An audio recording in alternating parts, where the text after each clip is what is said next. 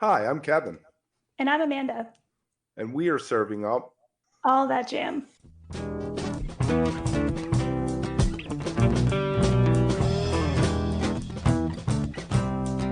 All That Jam, Quick Hit.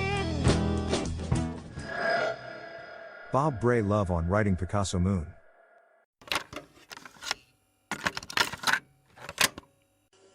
We had talked with Brian Haas right before Jazz Fest, and I don't know how we got on this subject, but it was a really great kind of part of the conversation where we talked about as he's, the years have kind of moved forward, his ability to play less and be more confident about that has grown, and it's kind of Oh, influenced hell his. yeah.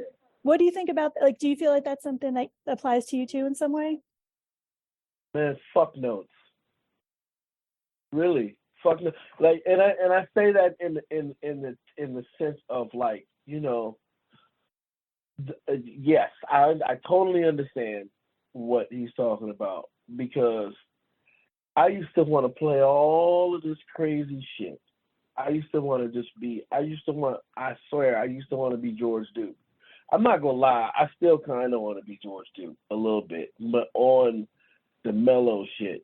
But not even that. I want to be. I'm starting to get comfortable with being myself, and that as a keyboard player and as a musician, that's really opening up a whole new world for me. I'm seeing completely different shit. But man, I really, really enjoy, as much as I like pyrotechnics and as much as I grew up listening to George Duke and Herbie Hancock and Chick Corea and all these people that can fly up down the goddamn piano, I really just want to hear four simple chords with a vibrato on it and some mellow shit behind it and not fucking moving. And I swear, nothing gets me hyper than that. And you would listen to it and think it's so mellow. I'm telling you, nothing gets me hyper than the most mellow progression of all time. I'm telling you. And less is more. And the more I get, the older I get, the more I love to sit into less is more. And it's not because, me playing fast and shit like that. It's not that I can't do it, because I can. Don't play. But, I when it's time to play, there's a time for everything. And I think that a lot of people, use the platform to play whatever they can, as opposed to playing what needs to be played. It's just like basketball. I always talk about. That's why you always see me in the jersey most of the time. Well, that shit's getting faded. I'm phasing that out. But that's why I always talk about the 93 Bulls is the greatest band of all time. And you would have had to been there to see it. You'd had to see it to understand the way that even though Michael Jordan was on that team, the greatest of all time, even though he was on that team, he had a group of people that knew their place and knew their lane. And they made it look so easy. They made it look so easy to win the championship, to play 70-something games. You know what I'm saying? And they made it look so easy because they all knew what they were supposed to do. And there was an unspoken thing. And that's what I always say. That's one of the things that's really special about Lettuce, is we ain't got to say shit to each other. We don't have to say nothing.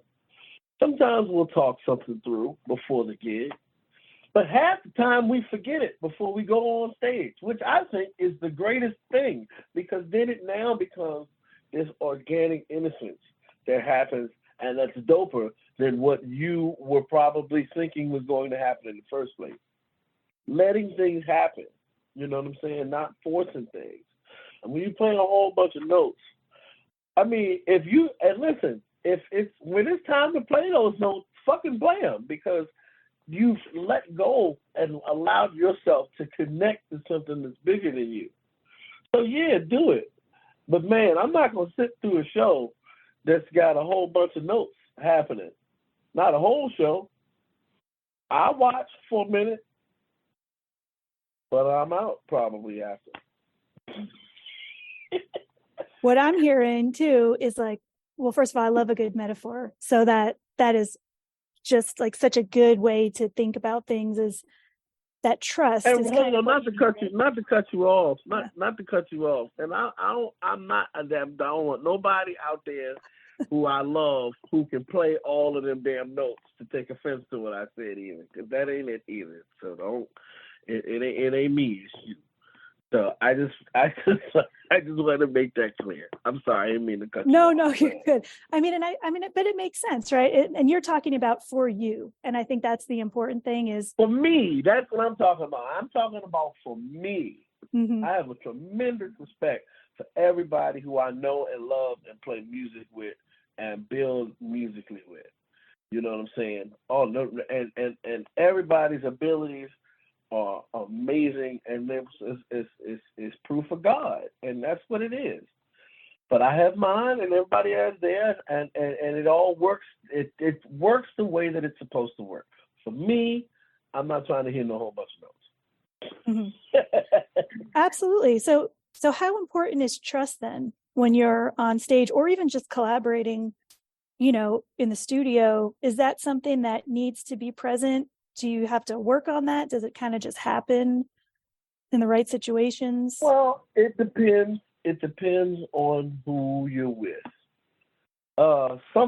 Most times when I am working with someone new, even when you're working with someone you've never worked with before, you have to have. I love how you said that. You have to have an element of trust, and that's blind trust.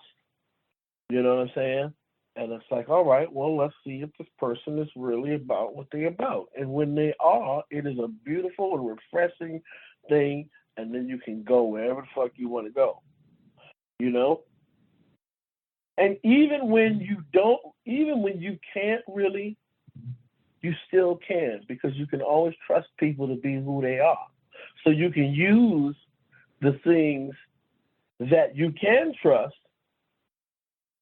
and pray on the things that maybe you can, Yeah. And somehow, if you want it to work, it will work.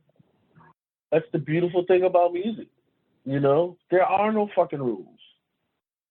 The rules, we do it to ourselves, which a lot of times isn't really the best thing to do. But yeah. The best moments I feel happen when you're not following the rules. Not when you're being a complete idiot, but when you're taking when you're taking something that exists and altering it a little bit. Yeah. Yeah. I mean, being open to it. Bending the truth, if you will.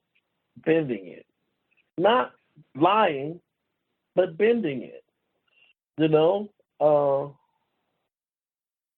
Because what you're doing is still the truth. What you're doing is still a manifestation of thought. Everything that's done is a manifestation of thought.